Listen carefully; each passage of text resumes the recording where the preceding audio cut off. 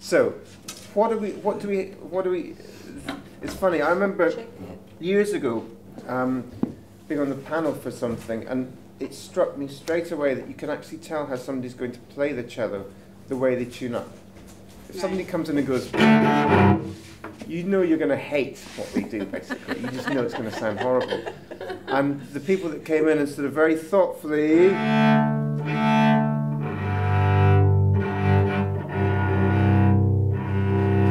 can say, okay, I'm actually excited already to hear what they've got to do. So even when you're tuning up, you should be thinking about the quality of sound. Yeah. Yeah? So can we just try, and I just want you to just to hear the purity of both strings together.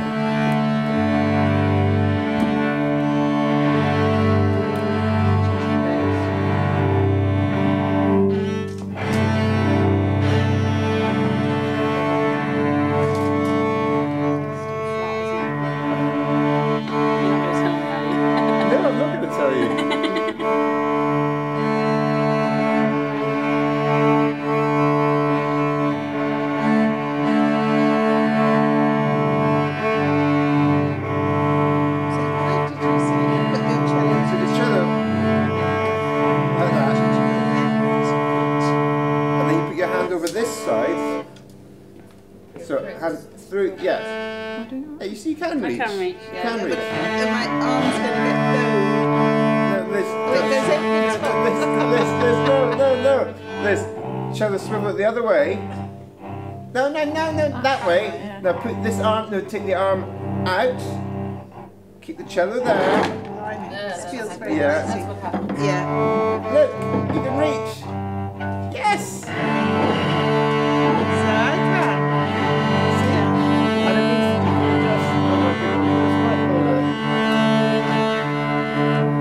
What about tuning from harmonics? Harmonics. I mean, you can check. Harmonics aren't a good indication, but because of the harmonic series getting flatter and flatter the higher you get, it's not a brilliant indication. It's just a check.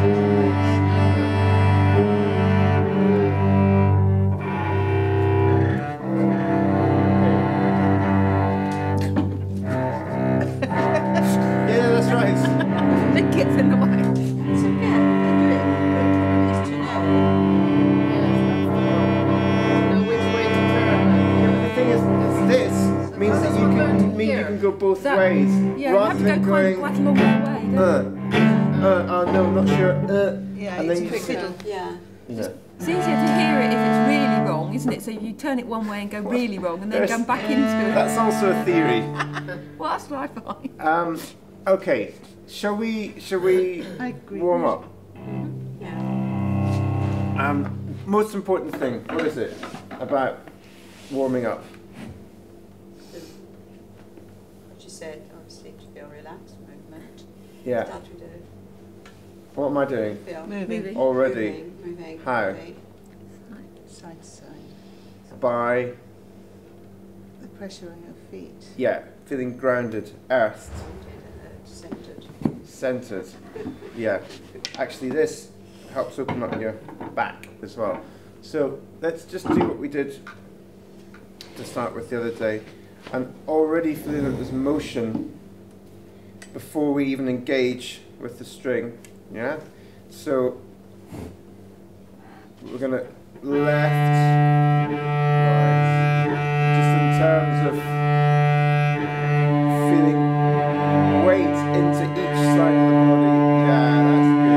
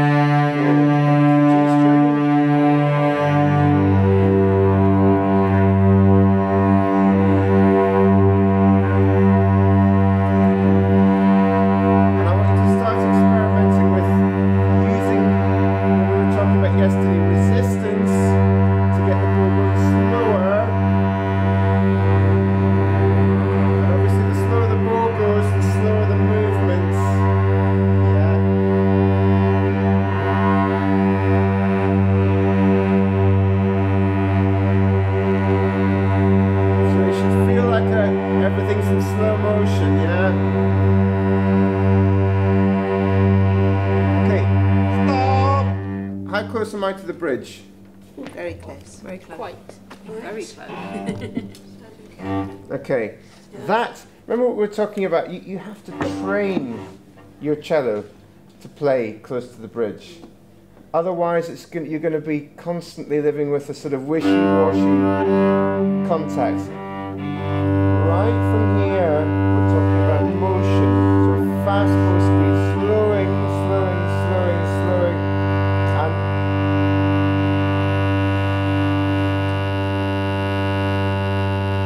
yeah, I'm right on the bridge now, and the sound hasn't. There's nothing that's. It's not fighting back. Okay, but the important thing is that I'm engaging the string whilst I'm still in motion. And I'm never engaging it from a static point, because as soon as I saw you thinking about point of contact, you were all, it was great, you were really free and relaxed. And as soon as I said, now, think about getting closer to the bridge, this is what happened. You went, yeah. So you have to maintain this feeling, and it was great. You all looped, and it sounded free as well. So let's try that again. Now, actually, already I've done something about the angle. Remember what we were talking about yesterday?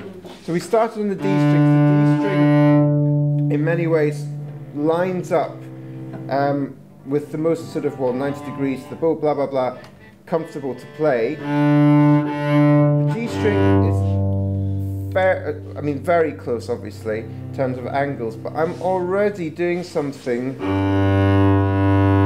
make it slightly easier. Can you see what I did? Yeah. Do you remember what we were talking about?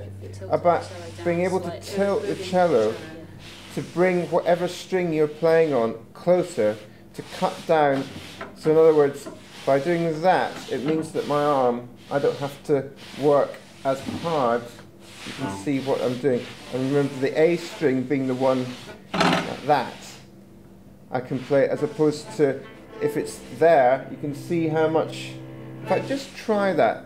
Just put the bow at the tip on the D string first of all. And that should all feel comfortable to you. That's friendly, nice. Now, I want you to keep your arm absolutely at the same angle and place, and I want you to actually move the cello to find the next string down, so the G string, the point of contact on the bow, just to see if you can do this. I mean, obviously this is going to be more exaggerated than you would in normal, everyday, real life playing, but can you see how I can actually just about do it at the same place? I mean, as I say, this is manipulating it in a sort of far exaggerated way, but yeah. And actually, when I'm playing then, it means especially if I'm playing something on the C string, the weight that I can put in here, if I'm like this, I have to work much harder. Okay, so that's a lot to think about already. Let's go back to our G string, open string, get the motion going again. And weight into each side. And remember, you should be feeling, can you all just hold your cellos like this? You should be feeling that you could at any moment stand up. That's the weight needs to be centered like that, yeah? Any moment. I don't want to sort of, now I can.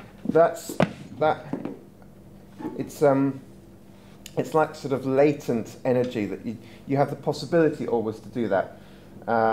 Hopefully you don't want to walk up and leave at any moment, but nevertheless you could do if you wanted to. Right, here we go.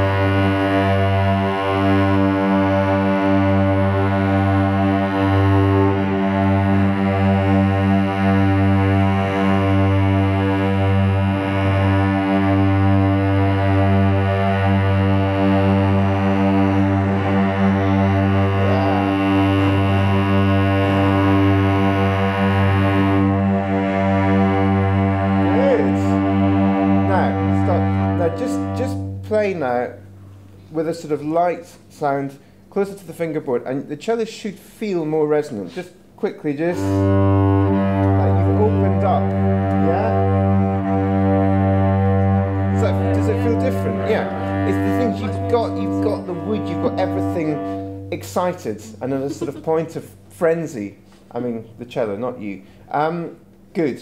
Now, let's add to that, because I'm enjoying the motion that I'm seeing, but I'm still seeing everything in straight lines here. So what are we, as well as this, what are we looking for in terms of shape? Circles. So even when I'm playing on the same string, I'm thinking about this idea.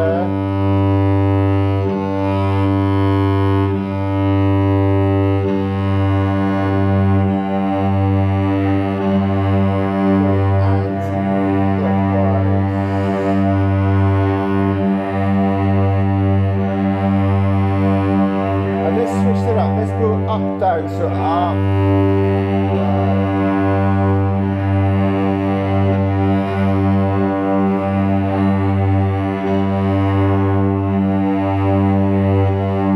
And now, remember the exercise for and then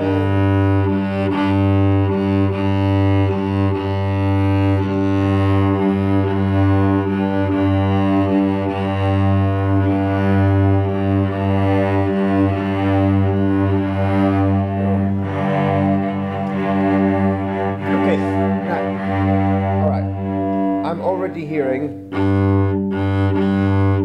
what's happening to the sound. It stops. Now,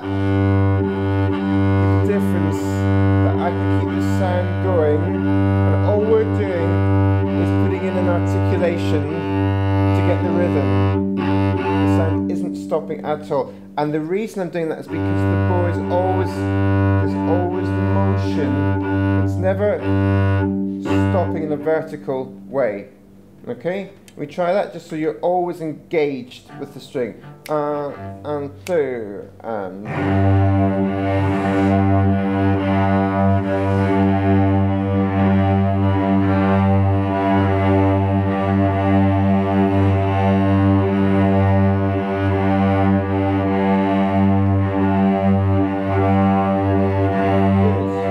Good, better, much better.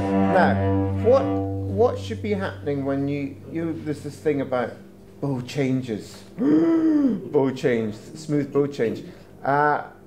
What should be happening when you are approaching the tip or the heel? Preparing for the Preparing. What? Rolling the red carpet out. In what sort of way should you be preparing? Well, you should lead by the arm. Yeah. Your movement can move. start moving. In what way? Can you show me? Look. You just told me. You just told me everything that you need to do. So can you now put it into practice?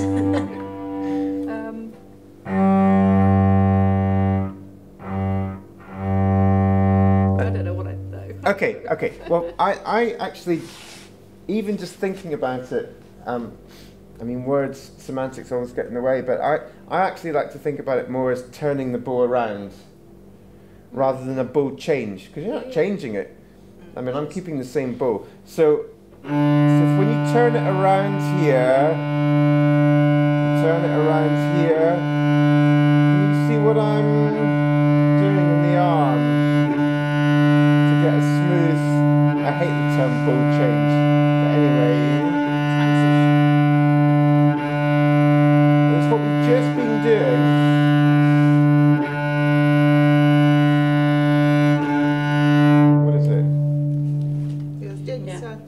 Yeah, I'm maintaining the whole thing about this exercise. We do a sort of crotchet to stop, to finish, so we can turn around. But I'm still doing a circle the other way then, in anticipation of the change of direction. Yeah, and again, I've already started the circle the opposite way round to the one that I'm doing. Yeah, does that make sense? It does. I know it sounds Yeah. complicated, but it's not. Does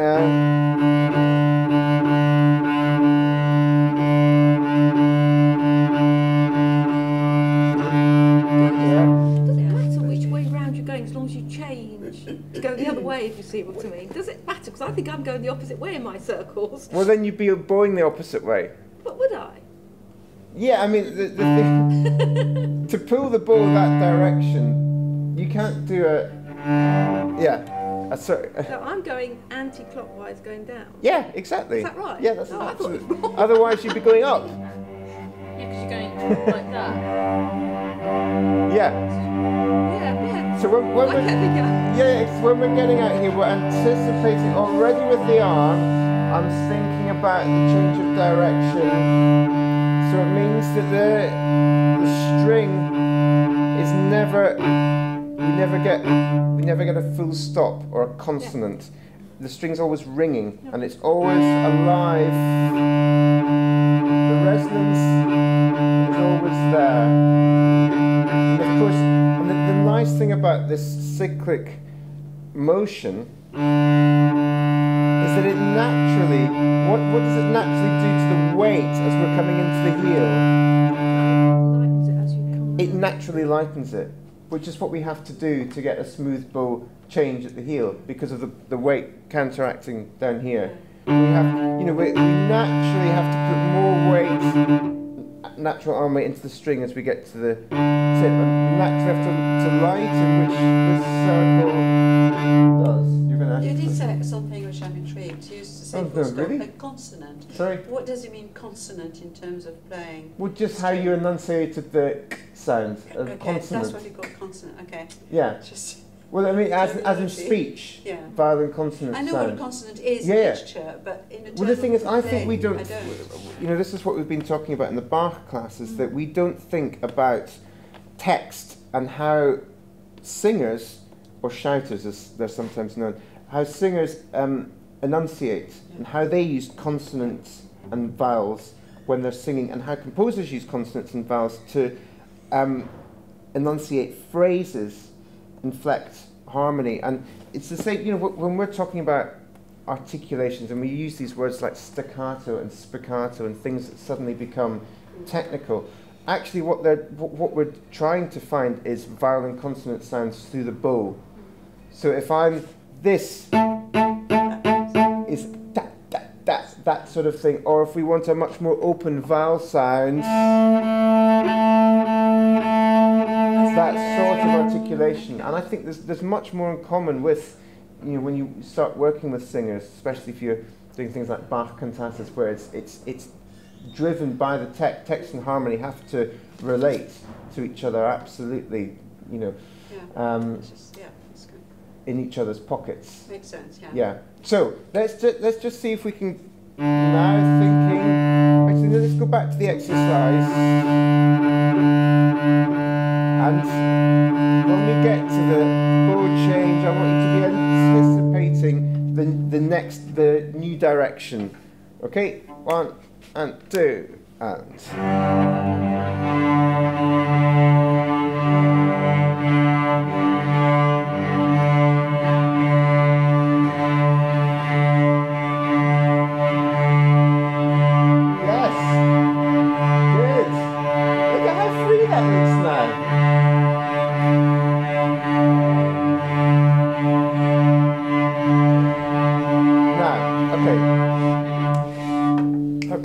Good. Does that feel? Yeah. That looks textbook.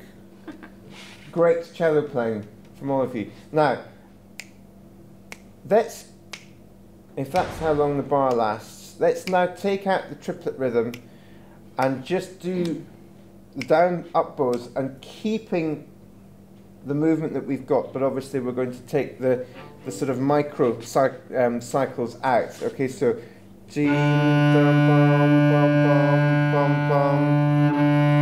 Let's see if we can keep the sound quality that we've got and keep the sound spinning. Yeah, 3, 4.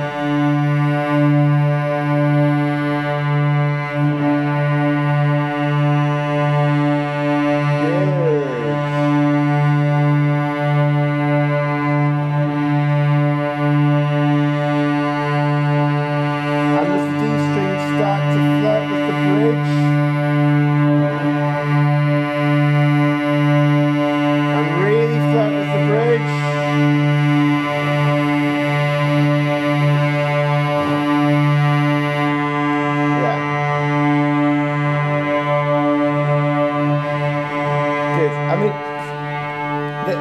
this is the sound.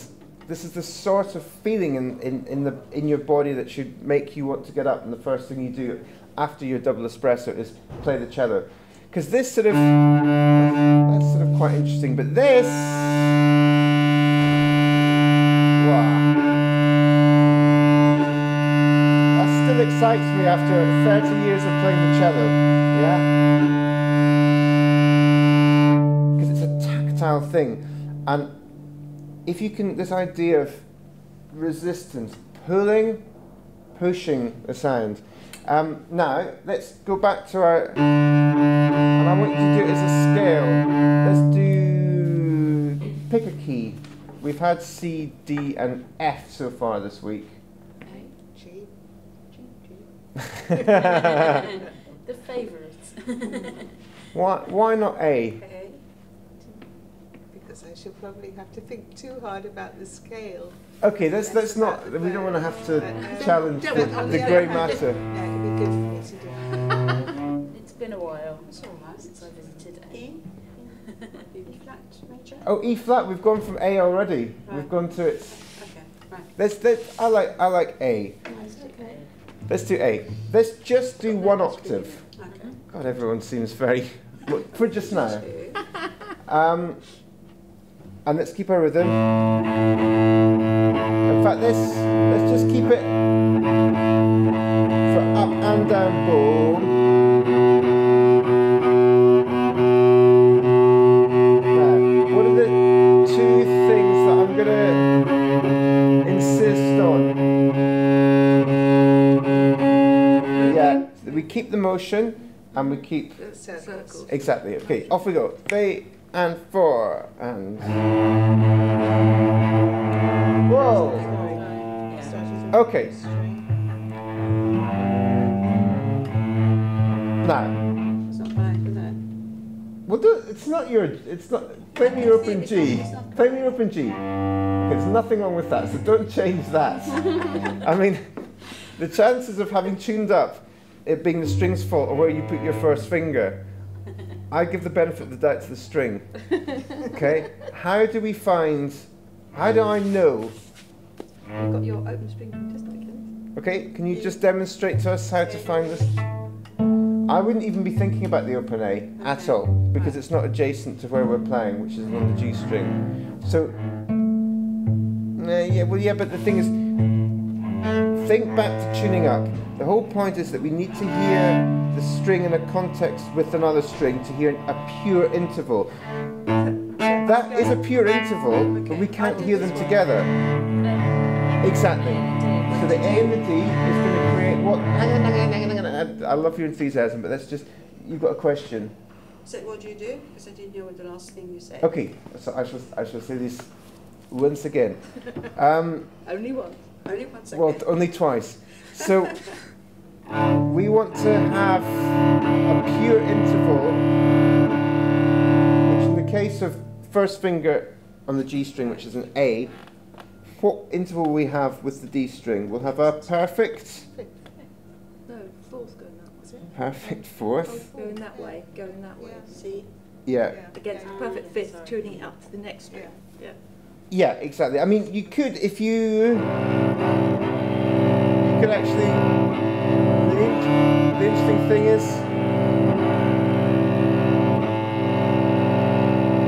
the thing about when we tune an instrument in fifths, and the fact that we're using tempered pitch, means that, well, I mean, whatever tuning system you're in, that fourth, sounds in tune. If I play that as a sixth with the C string, you hear how it's slightly high. That's better, isn't it? Now if I play that with the D, it's slightly low. Welcome to the world of quartet playing, because that's what you have to, you're constantly battling with. Yeah? So I'm always, I would always, unless I'm playing something, well, I'd always be thinking of the note that I'm wanting to play in tune, well, not to play everything in tune, but the note that we're thinking about, and the string next one up. Obviously, when you're in the A string, you can't do that. but it's a really interesting thing. I mean, I'm trying to think of it. I mean, that's the best example of that not working. I mean, you can tune up your C string, so that's but then those fifths are absolutely fine. See, this is the thing about how narrow your fifths should be as you come down, and sometimes, certainly in orchestral playing and in quartet playing, if you play your open C with the violin open E, that's going to sound incredibly flat. So what you can do is narrow the fifths. And I usually have exactly a perfect fifth there, narrow this interval ever so slightly, and then narrow a bit more here, and it means that then, yeah, anyway. So is that why kind of in quartets they say tune to the lower instruments and things like that? And well, that's because the lower instruments are always right. Yeah. But one of the orchestras last night, one of the conductors was saying, oh, puts the cellos, and everybody tunes to the cellos and puts the cellos in the middle. And well, it's always easier to tune a note to a bass note. Yeah. You use a lower note as a point of reference. I mean, that's just and if you're actually trying to, let's say there's a passage you've got to play a sixth, let's say a passage in sixth, I will always practice it so the lower part, I've got that,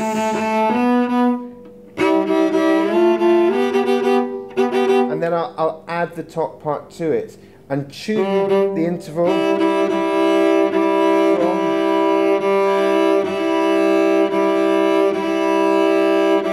when you get a double stop really in tune, can you hear the harmonics now? Remember we were talking about this, I can't remember in which context yesterday, but that is how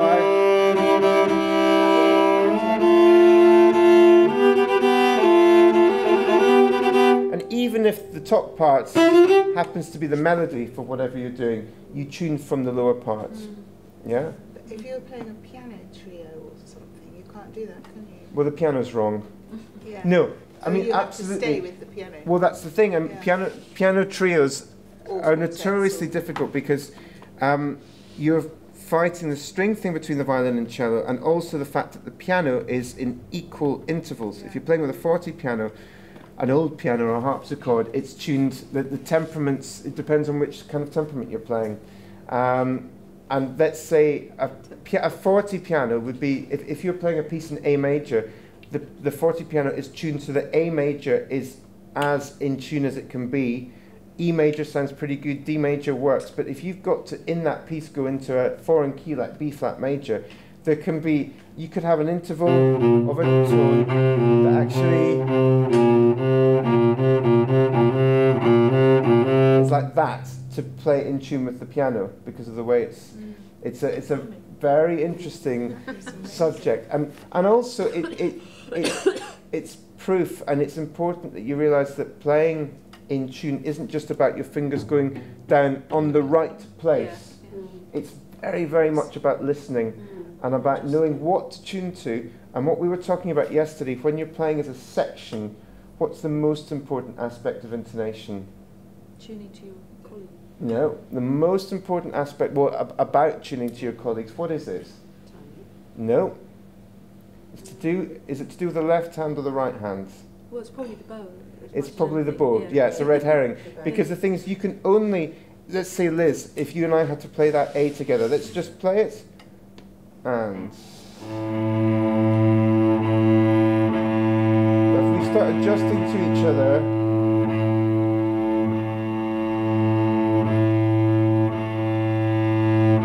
okay, we found it. Now, what was I doing with the sound in order to really hear what she was playing and also to give her an idea of where I was? You're playing separate notes rather than one. Well, separate notes, but I was really different space. I was getting the sound very, very focused, so that it was like this in terms of contact. Because if you play with a sort of whooshy, you can't really hear the centre of the note, can you? And so often when you can be in situations where you're trying to tune something with colleagues, and if there's one person that's not playing with a focused sound, the actual intonation won't work. You've got to try and play with a dense sound, and then you can really hear the center. So let's okay, I'm going to give you 5 seconds where on your own you can check the A with your D. Actually, it's funny. The strings will start really ringing as well. So you've got 5 seconds to find that. So not your open A.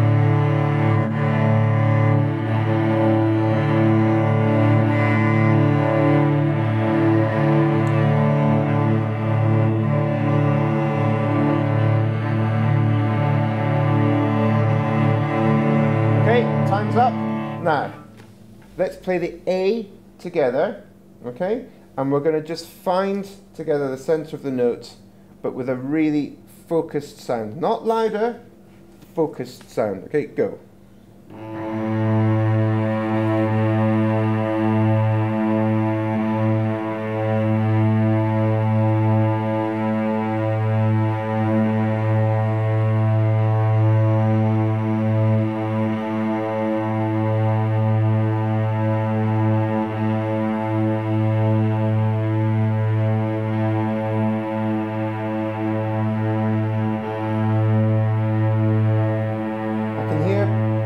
So often somebody's dominating. We don't want that. We just want blended sound.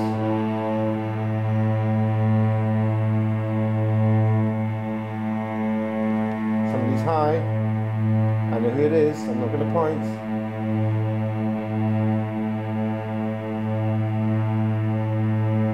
It's great. It's getting worse.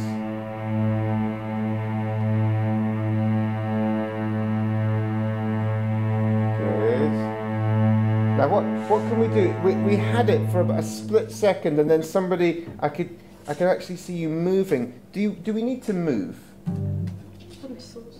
I mean, it can be as much as or as little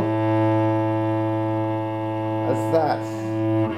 I can make a sound like the same note but brighten it.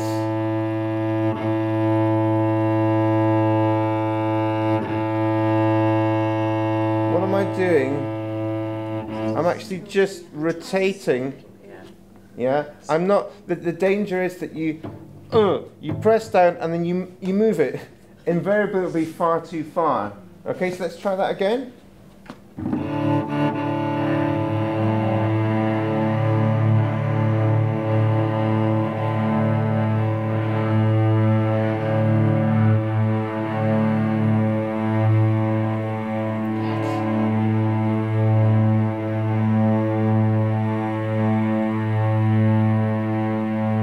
Yes, we've got it. Okay, that only took 5 minutes, but that's great. You hear the difference now. And just out of interest, what should the thumb be doing? Resting. It should be resting. Well, not gripping is what I mean. Yeah, exactly. I mean, you know, this. I mean, you should be able to sort of it should have that level of relaxation. It's there as a support. It's not there to press against the back of the fingerboard. Yeah? Okay. Let's get back to our exercise now that we've found our A. Here we go. 3 and 4 and... Whoa! Okay, so this is something that you need to... We've just found this. We've just spent 5 quality minutes. Probably the best 5 minutes you've spent today. Maybe you did some good singing in the shower, I don't know. Let's find that A again. Okay, here we go. 3 and 4 and up. We change notes.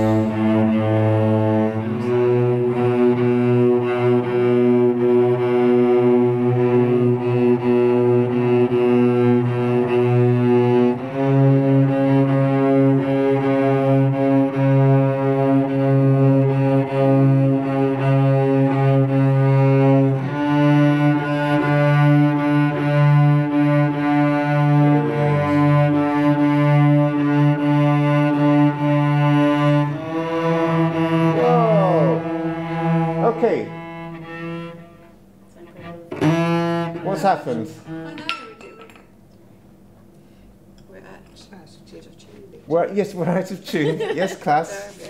Correct, you're out of tune. But why? Why? Because we had the extension there and coming back. Are you blaming the extension? No, I'm not blaming it, No. I'm just blaming it. We didn't change the same time. Okay, this is what I because I was waiting for it, and you didn't disappoint. I mean, you did disappoint, but you didn't disappoint by not disappointing, if you see what I mean. Yeah. So, we're in the C sharp. And then I was sort of... You weren't anticipating the note. Exactly. I'm already...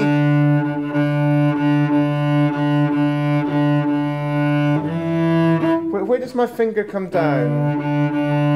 Is it exactly... It's before I'm anticipating the split seconds. Trying to find the center. There's the center of the note. And I'm already... The thing about practicing is that I've practiced the feeling of where the finger's going to come down. So it's not just a hit and hope. And it's always the hardest thing finding a note from an open string because you've got no point of reference other than where your arm has to lead you to. So I'm already thinking from the C sharp, the arm's leading me down to the notes there. What I saw from you was your arm was staying in the same position and you were just sort of putting the finger down and hoping. If you even, to get from there, if I was playing legato from C sharp to E, you see how the angle that my arm, just from being balanced on this note,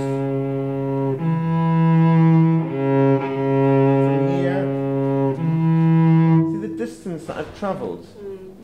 And actually the distance here isn't great, but to have the hand balanced, I can extend and have that, but actually you wouldn't want to be, if you want to have your arm balanced and be able to sing, and with a balanced using the fleshy part of the finger, you have to have that flexibility. So let's just tell you what, simplify things. Just play the C sharp, and I want you to, first of all, just make sure that your arm's nice and relaxed, you're balanced, and I want you to anticipate the movement back so that you can find between the C sharp and the E.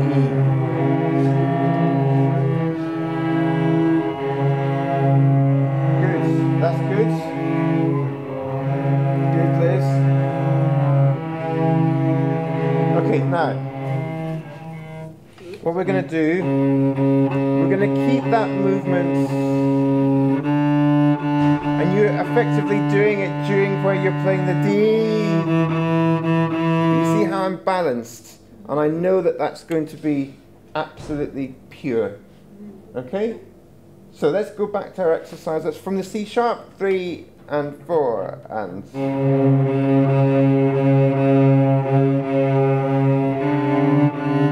Oh, sorry, my mistake. We're going to do down and up in C sharp, and...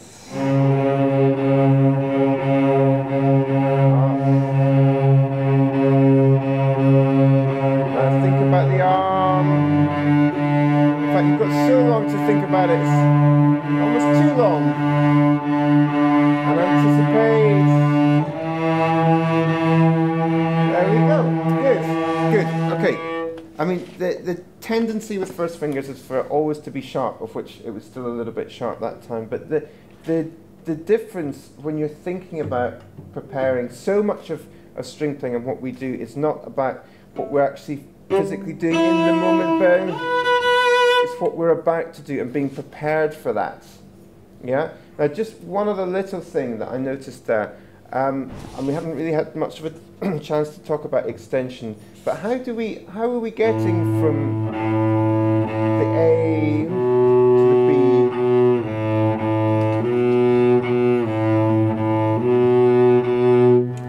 successfully? How are we doing that? Preparing it, yes. I mean, this idea that we can open the hands, not by, we never, ever, ever, when we're playing the cello, and this is the one rule I would say, ever want to see, people talk about extensions, but that is not an extension, that's a stretch. Extension is when we can pull the wrist back and naturally gain some extra distance between the fingers. And it's that motion with the wrist. Yeah, exactly. That's perfect hand position. And you see you've actually now got extra room. So that's how I'd like you to think about. And actually, the other important thing is that we always, when we get there, what am I doing with my first finger? I'm releasing it.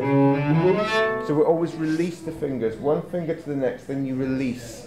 Because if you keep the fingers down, we lose a certain level of flexibility. I can hear the hordes outside. Shall we just play? Let's play something fast. I don't know, everything's been at such a kind of zen, slow pace. Let's play to finish the session off with. 1, 2, 3, go! Right, see you later. Thank you very much. Any questions?